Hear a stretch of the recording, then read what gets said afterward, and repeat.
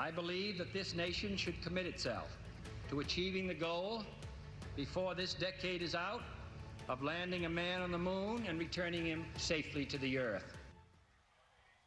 This week marks 62 years since President John F. Kennedy rallied Congress and the nation to send a man to the moon, a goal the U.S. accomplished in 1969, which President Kennedy, of course, did not live to see. He was assassinated in Dallas in 1963. To commemorate 60 years since his death, a key artifact that captured history will be on display later this year in Dallas. CBS's Omar Villafranca has the story.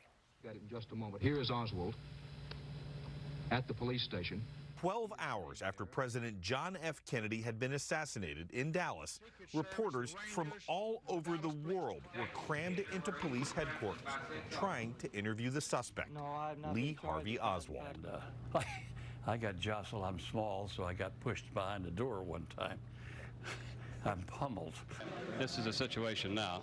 Bill Mercer was a reporter with CBS station KRLD. He just got a tip from a cop that Oswald had formerly been charged with murdering the president, something that Oswald didn't even know until Mercer broke the news to him on camera.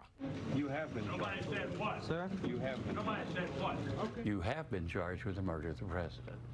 Wow. And he looked at me, what? And I said, you have been charged with the murder of the president. So that was my greatest interview in television. Almost 60 years later, camera number 3 from that interview finally belongs to Dallas's 6th floor museum. It chronicles the JFK assassination in what was the Texas School Book Depository. Oh my gosh, there it is. And earlier this year, 97-year-old Mercer was reunited with that piece of history.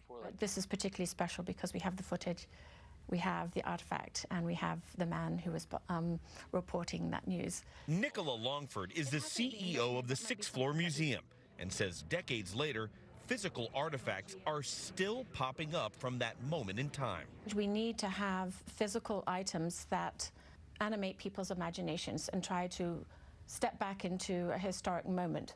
Camera 3, which is almost too heavy to lift, will go on display later this year to commemorate the 60 years since JFK's death. For Mercer, it's a piece of history that he'll never forget. I mean, what does it mean personally to you, that interview caught on this camera in the museum that talks about that moment? Well, it's great because what if we hadn't had the camera? It would just be nothing, piece of audio maybe. A wrinkle in time somewhere. That's right. Omar Villafranca, CBS News, Dallas.